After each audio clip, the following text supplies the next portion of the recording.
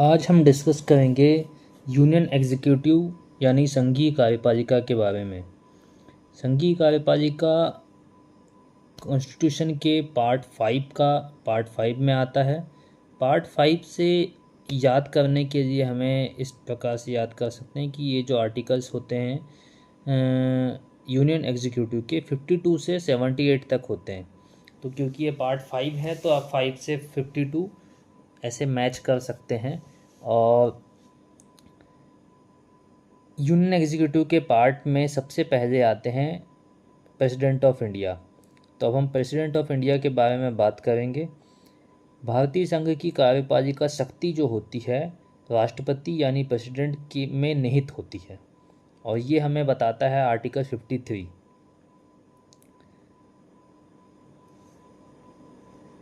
भारत में संघीय व्यवस्था जो है फेडरल सिस्टम को अपनाया गया है, क्योंकि जो काउंसिल ऑफ मिनिस्टर्स हैं लोकसभा के प्रति उत्तरदायी होते हैं। इस सेंटेंस को समझने के लिए आपको ऐसे समझना होगा कि जो काउंसिल ऑफ मिनिस्टर्स होते हैं वो पार्ट होते हैं लोकसभा का, और लोकसभा में जो मेंबर ऑफ पार्लियामेंट्स होते हैं कुछ जो उस पार्टी के मेंबर्स होते हैं जो कि विनिंग पार्टी होती है जिसने कि गवर्नमेंट को कॉन्स्टिट्यूट किया होता है, और बहुत से ऐसे भी सदस्य होते हैं जो रूलिंग पार्टी के सदस्य नहीं होते, तो पर वो भी लोकसभा का पार्ट होते हैं। तो जब भी कोई सेशन चलता है और उसमें कोई बिल पास होना होता है या कोई देश में ऐसी व्यवस्था चल रही होती है या ऐसे कोई नियम पारित किए जाते हैं जिनके ऊपर जो अदर मेंबर ऑफ पार्लियामेंट हैं वो जब सवाल पूछते हैं, तो अगर एक कंसर्न डिपार्टमेंट से रिलेटेड क्वेश्चन है, जैसे अगर पेट्रोलियम विभाग से रिलेटेड सवाल पूछा गया है, तो जो काउंसिल ऑफ मिनिस्टर्स हैं उसमें जो पेट्रोलियम मंत्री होगा वो उसको आंसरेबल होगा, वो उसका जवाब देगा क्वेश्चन आवर में। और अगर कुछ और तरीके से पूछा गया है स्टार्ड या अनस्टार्ड क्वेश्चन के मायने रखते हुए, तो उस हिसाब से जवाब देगा। तो इस सेंटेंस का जो मतलब है कि मंत्रिपरिषद जो है लोकसभा के प्रति उत्तरदायी होगी।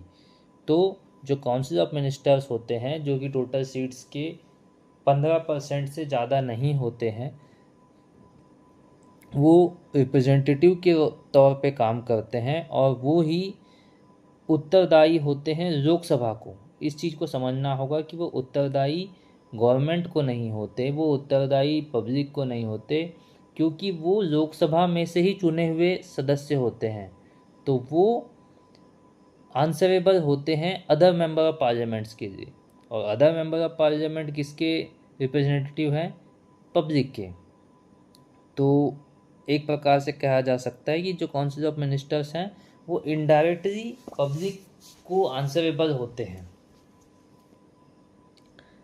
तो जो राष्ट्रपति है वो नाम मात्र की कार्यपालिका का सदस्य है, पर जो बेसिकली प्रधानमंत्री और उसका जो मंत्रिमंडल होता है वो वास्तविक कार्यपालिका होता है।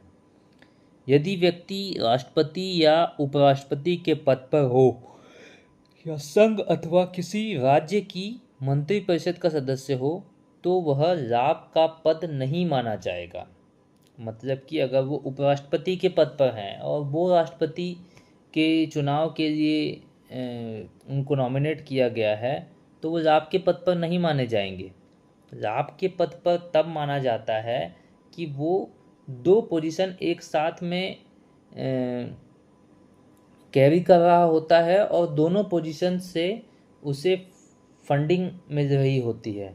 या तो अगर इसके अलावा अगर वो मंत्रिपरिषद में नहीं भी है या कोई गवर्नमेंट डिपार्टमेंट में नहीं है, पर वो किसी ऐसी संस्था से जुड़ा हुआ है जो कि लाभ पहुंचा सकता है या वहाँ से एक रेगुलर इनकम उसे मिल रही है, तो क्योंकि वो उस जगह से एक रेगुलर इनकम ले ही रहा है और उसके बाद अगर आप उसे राष्ट्रपति बनाते हैं तो वो राष्ट्रपति पद का भी जो रेम्यूनरेशन रहेगा उसे भी पाएगा। तो इस प्रकार से वो एक लाभ के पद पर होता है। तो ये एक कंडीशन है कि वो नहीं होना चाहिए लाभ के पद पर।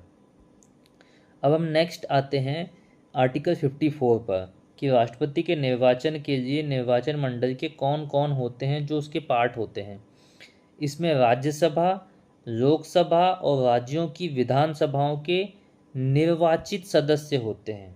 जैसे कि आप इसमें देख सकते हैं, मैंने हाईलाइट किया हुआ है, निर्वाचित सदस्य होते हैं, मतलब कि जो नॉमिनेटेड मेंबर्स हैं जिनको नॉमिनेट करता है प्रेसिडेंट, वो इसके पार्ट नहीं होंगे, क्योंकि कहीं ना कहीं उसमें एक बायस्डनेस आ सकती है, क्योंकि राष्ट्रपति के द्वारा ही वे चुने जाते हैं, इसलिए उन्हें राष्ट्रपति के इलेक्शन के लिए वोटिंग में शामिल नहीं किया जाता है।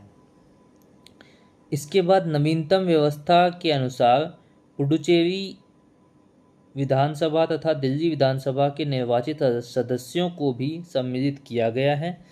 राष्ट्रपति पद के उम्मीदवार के लिए निर्वाचन मंडल के 50 प्रस्तावक तथा 50 सदस्य अनुमोदक होते हैं, मतलब कि 50 जो हैं प्रपोजर और 50 सेकेंडर्स के रूप में ये होने चाहिए। और जो ये पॉलिटिकल पार्टीज़ होती है वो अपने लेवल पर डिस्कशन करके चीज़ें कर देती है कि कौन कौन जो राष्ट्रपति के इलेक्शन के लिए खड़ा हो रहा है, तो उसके लिए 50 प्रपोजर और 50 सेकेंडर्स जो सहमति प्रदान करते हैं प्रपोजर्स तो जो नाम देंगे, प्रपोज करेंगे नाम को, वो हो गए, और अनुमोदक वो होते हैं जो सहमति प्रदान करते हैं। तो 50 ऐसे व्यक्ति होने चाहिए जिन्होंने नाम प्रपोज किया है, और 50 ऐसे व्यक्ति होने चाहिए जिन्होंने सहमति जताई है। एक ही व्यक्ति जितनी बार भी चाहे राष्ट्रपति के पद पर निर्वाचित हो सकता है, ये भारत के संविधान में लिखा हुआ है। ये अमेरिका की तरह नहीं है कि वहाँ 2 से ज़्यादा बार एक ही व्यक्ति नहीं बन सकता। अब आर्टिकल 52 पे हम फिर से आते हैं, जहाँ से हमने स्टार्ट किया था, कि राष्ट्रपति देश का संवैधानिक प्रमुख होता है, कॉन्स्टिट्यूशनल हेड जिसे कहते हैं, तो वो राष्ट्रपति होता है। राष्ट्रपति भारत का प्रथम नागरिक, फर्स्ट सिटीजन कहलाता है। ये दोनों जो सेंटेंस है ये कंसिडर इंक्लूड होते हैं किसमें, आर्टिकल 52 में। राष्ट्रपति पद की योग्यताएं क्या क्या होनी चाहिए, ये आर्टिकल 58 में है। तो सबसे पहला हो गया कि कॉन्स्टिट्यूशनल हेड, दूसरा हो गया 53 में क्या, कि भारतीय संघ की कार्यपालिका शक्ति, जो शक्तियां हैं वो निहित है किसमें, राष्ट्रपति में। ये 53 में हो गया। 54 में फिर क्या आएगा, अब उन्हें शक्तियों के बारे में बता दिया, उसमें निर्वाचन कैसे होगा उसके बारे में बात होगी 54 में। 55 में निर्वाचन, तो अब कौन कौन निर्वाचन करेंगे, 54 में हो गया। 55 में आएगा कि कैसे निर्वाचन होगा, तो वो होता है सिंगल ट्रांसफरेबल वोट से, जिसको हम एकल संक्रमणीय मत भी कहते हैं, जिसमें कि अगर 5 वोट हैं तो 5 लोग अगर खड़े हुए हैं और जो वोट देने वाले हैं वो 50 लोग हैं, तो सब उसको सीरियल नंबर वाइज वोट करते हैं, 1 2 3 4 5। जिस व्यक्ति को सबसे ज़्यादा 5 नंबर पे वोट मिला है उस आदमी का नाम हटा दिया जाता है। इसी प्रकार से जिस आदमी को सबसे ज़्यादा 4 नंबर पे दिया गया है उसको भी हटा दिया जाएगा। जिस व्यक्ति को 3 नंबर पे ज़्यादा वोट मिले हैं उसको भी हटा दिया जाएगा। और ऐसे वोट उनका जो होता है वो ट्रांसफ़र होते जाता है उन लोगों को जिनको ऊपर के मिले हुए हैं। जैसे कि 50 आदमी को अगर 50 आदमी में किसी एक कैंडिडेट को 40 लोगों ने 5वें नंबर पे रखा हुआ है तो उसको हटा दिया जाएगा, और जो बाकी 10 ने जो जिसको दिया हुआ है उनका वोट, जो 40 का जो चौथा वोट है वो ट्रांसफ़र हो जाएगा उससे ऊपर वाले में। तो इस प्रकार से जो वोट है वो ऊपर की तरफ ट्रांसफ़र होते जाते हैं और ऐसे एक आदमी को सिलेक्ट किया जाता है। अब राष्ट्रपति पद की योग्यताएं क्या क्या होती है ये आर्टिकल 58 हमको बताता है। सबसे पहली चीज़ की तो वो भारत का नागरिक होना चाहिए। दूसरी चीज़ 35 वर्ष की आयु पूरी कर चुका हो। तीसरी चीज़ लोकसभा का सदस्य निर्वाचित किए जाने योग्य हो, मतलब दिवालिया ना हो, मानसिक रूप से स्वस्थ हो, जो कि कंडीशंस होती है लोकसभा सदस्य बनने के लिए। और चुनाव के समय लाभ के पद पर ना हो। इसके बाद